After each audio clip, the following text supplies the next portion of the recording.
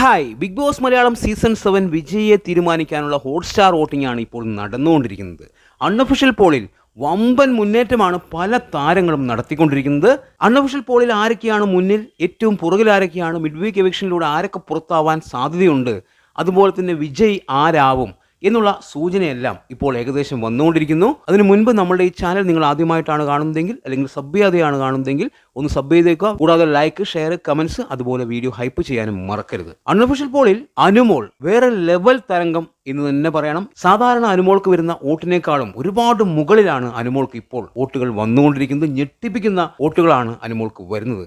മറ്റുള്ള എല്ലാവരേക്കാളും ഒരുപാട് മുന്നിലാണ് ഇപ്പോൾ അനുമോളെ മറികടക്കാൻ മറ്റുള്ളവർക്ക് വലിയ രീതിയിൽ മുന്നോട്ട് പോവേണ്ടി വരും. കാരണം അമ്മാതിരി വോട്ടാണ് അനുമോൾക്ക് കയറിയിരിക്കുന്നത്. അൺഒഫീഷ്യൽ പോളിൽ അനുമോൾ തന്നെയാണ് നമ്പർ 1, അതും മികച്ച രീതിയിൽ വോട്ട് പിടിച്ചുകൊണ്ട് തന്നെ. രണ്ടാം സ്ഥാനത്ത് അനീഷ് തന്നെയാണ്. പക്ഷെ അനീഷിന് വലിയ വോട്ടിടിവ് സംഭവിച്ചിട്ടുണ്ട്. അതായത് സാധാരണ അനീഷിന് വരുന്ന വോട്ട് ഇപ്പോൾ വരുന്നില്ല എന്നുള്ളതും എടുത്തു പറയണം. അനീഷ് രണ്ടാം സ്ഥാനം തുടരുന്നു എങ്കിലും ഏത് നിമിഷവും അനീഷിന്റെ സ്ഥാനം നഷ്ടപ്പെടും എന്നുള്ള കാര്യത്തിൽ തർക്കമില്ല. ഇവിടെ ഇപ്പോൾ രണ്ടാം സ്ഥാനം അനീഷിനാണ്. മൂന്നാം സ്ഥാനം ഷാനവാസാണ്. ഷാനവാസ് വമ്പൻ മുന്നേറ്റമാണ് കാഴ്ചവെച്ചുകൊണ്ടിരിക്കുന്നത്. ഏത് നിമിഷവും അനീഷിനെ അട്ടിമറിക്കും എന്നുള്ള നിലയിലാണ് ഷാനവാസ് നിൽക്കുന്നത്. ഇപ്പോൾ 347 വോട്ടിന് മാത്രമാണ് ഷാനവാസ് പുറകിൽ. ഒരുപക്ഷെ ഈ വീഡിയോ ചെയ്ത് കഴിയുമ്പോഴേക്കും ഷാനവാസ് അനീഷിനെ മറികടന്നേക്കാം. ഷാനവാസിന് വമ്പൻ വോട്ട് വന്നുകൊണ്ടിരിക്കുന്നു. മികച്ച രീതിയിൽ ഷാനവാസും മുന്നോട്ട് പോകുന്നു. ഇവിടെ 4ാം സ്ഥാനം അവിടെ നെവിനാണ് വന്നിരിക്കുന്നത്. നെവിനും അത്യാവശ്യം നല്ല രീതിയിൽ വോട്ട് കിട്ടുന്നുണ്ട്. മികച്ച രീതിയിൽ മുന്നോട്ട് പോകുന്നു. ടോപ്പ് 5ൽ നെവിൻ ഏകദേശം ഉറപ്പിക്കാം. 5ാം സ്ഥാനം നൂറയാണ്.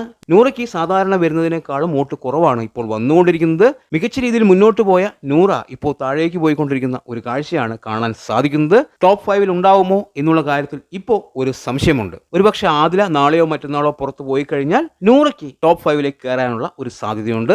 അല്ലാത്ത പക്ഷം നോ രക്ഷ എന്നാണ് നമുക്ക് തോന്നിയിരിക്കുന്നത്. ഇവിടെ 6ാം സ്ഥാനം അക്ബറിനാണ്. അക്ബറിന്റെ കാര്യവും പരുങ്ങലിലാണ്. വോട്ടുകൾ വളരെ കുറവാണ്. എന്താവും എന്ന് കണ്ടു തന്നെ അറിയണം. ഏറ്റവും അവസാനം ആദിലയ്ക്കും വളരെ മോശമാണ് വോട്ട് വരുന്നത്. എന്തായാലും ആദില ടോപ്പ് 5ൽ ഉണ്ടാവില്ല എന്ന് ഏറെക്കുറെ ഉറപ്പായി കഴിഞ്ഞു. എന്താവും എന്ന് കണ്ടു തന്നെ നോക്കാം. ഇപ്പോൾ 1ാം സ്ഥാനം അനുമോൾ, 2ാം സ്ഥാനം അനീഷ്, 3ാം സ്ഥാനം ഷാനവാസ്, 4ാമത് നെവിൻ, 5ാം സ്ഥാനം നൂറ, 6ാം സ്ഥാനം അക്ബർ, ഏറ്റവും അവസാനം ആദില.